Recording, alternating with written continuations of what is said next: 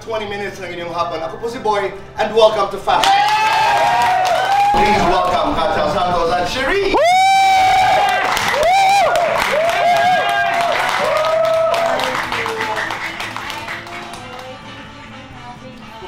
Lit or wallow? Patnubay po sa mga bata. Ang kasama ko po ay si Cherie. Mag-i-split na lang po. Okay. Actually, dito boy, para sa pool dancing talaga yun. I know. That's very, very challenging, very emotional. That's how Mahirap po. badly you want Yes. a baby. Yes. Naisang tabi ang kasal, pansamantala, Yes, and dahil gusto niya magkaroon ng also baby. the career, everything. So Pero I have to mahal stop. ang IVF, no? Yes, Tito Boy. Yung isa. Is it painful? It's not painful, but it's I think yung gastos po yung painful. Oo. I know. Well, nag-alay na po ako ng itlog sa Santa Clara. Santa Clara. Yes, and then kay St. Pio. Padre Pio. Of course, and then every Wednesday nagsisimba po kami sa Christ the King. Hindi ko pa po napupuntahan yung Pink Sisters. Marami pa po kami Pero wala puntahan. ka pa pagsasayaw, halimbawa sa Sinulo o kaya Ubando, wala pa. Gusto po namin puntahan yung Obando. Alam mo, Cherie, ano ang hindi mo kayang gawin? Sumasayaw po, umaarte, nagpo-pole dance, ano pa, nagpipaint. And then you do something to the bags. Di ba? May, you do everything. It's very talented. And very rich. Hindi po ako makahanap ng Tito Boy. Hindi ko po magawa, hindi ako makahanap ng forever. Ito naman, Yes. dadating din yun. Charot. Yes. Dadating din yun. Forgiveness, Tito Boy. I just realized, you can't move on in life when you have May kinakagat. hatred, and especially with our son. I want him to grow up na nakikita niya na very magaan yung environment niya. It's always love lang, walang away, walang problema. Yung bold star. I didn't like that because for me, I think we're actresses. Yeah. It's just that maybe that time ang Philippines are not, parang hindi pa sila ready. Accepted. Yes, compared sa Hollywood. Sa Hollywood, wala namang ganun eh. Parang, you're an actress, if you need to be naked, then, okay, di ka tatawagin bold star. Yun lang yung masakit minsan. Bold star ka lang, ganyan. Parang yung lang. Parang why? Hindi nyo ba alam na hindi ganun kadali maging naked on the street, diba?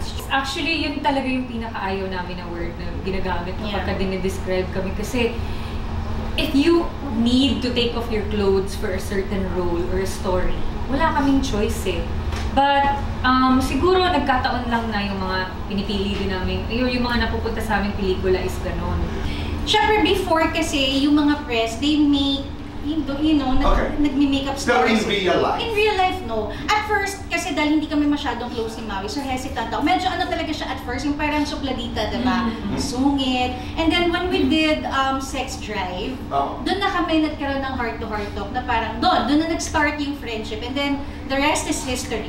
From wholesome kasi Tito Boy, nag-switch ako sa Viva, binigyan nila ako ng kontrabida role. And then, when I was growing up, parang sabi ni Boss Vic, parang meron kasing time sa Viva noon na parang tinitignan niya lahat ng mga artist. Tapos sabi niya, ikaw, tayo ka, sabi niya sa akin. Tapos tumayo naman ako. Syempre at that time, I was only 15 years old. So medyo laman-laman, ganyan siya. Sabi, eto ang term ba yung Boss Vic, mag-bold star ka na lang. Sabi niya sa akin, sabi ko, bold star. Grew up in Bukidnon? Yes, in a very conservative family. Came to Manila? Yes. Gaano Came to kahirap yun? Manila. Sobrang hirap, Tito Boy. Hindi ako kinausap ng mami ko for like 2 years. Talaga? Oo, kasi lahat ng transaction talaga, if I need to reach out to her, kailangan ko daan sa tita ko kasi ayaw niya talaga yung ginagawa ko. I started in a band, I used to sing in a jazz band in Cagayan de Oro. And then yun nga, pagdating ko dito, nung nakita ko ni Boss, Sexy. kailangan ng singer ang Diva Hot Siya ang Girl. singer namin. I like this pose, Tito Boy. This is on Jade. Okay. Favorite ko talaga. You do this first. And then, you do the split from here. Oh my God! Wow! Lights on or lights off? Lights on. Happiness or chocolates? Chocolates. Best time for happiness. Today. Mananalo ka sa loto, sinong unang babalatuhan mo? Dapat kami din. Okay, sige, Tito Boy and Kat. Lights on or lights off? Lights off. Happiness or chocolates? Happiness. Best time for happiness? Being with my family. one blessing you're praying for. Ano ito? Baby.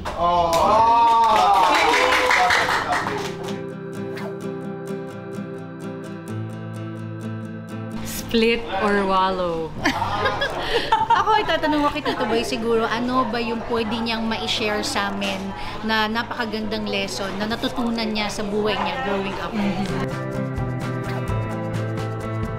Super fun! Bitin. Bitin! Parang gusto pa namin. Yung mga 2 hours na usapan. Ang bilis, ang saya ng experience. Yes. Kala ko una nakakatakot pero ang saya pala.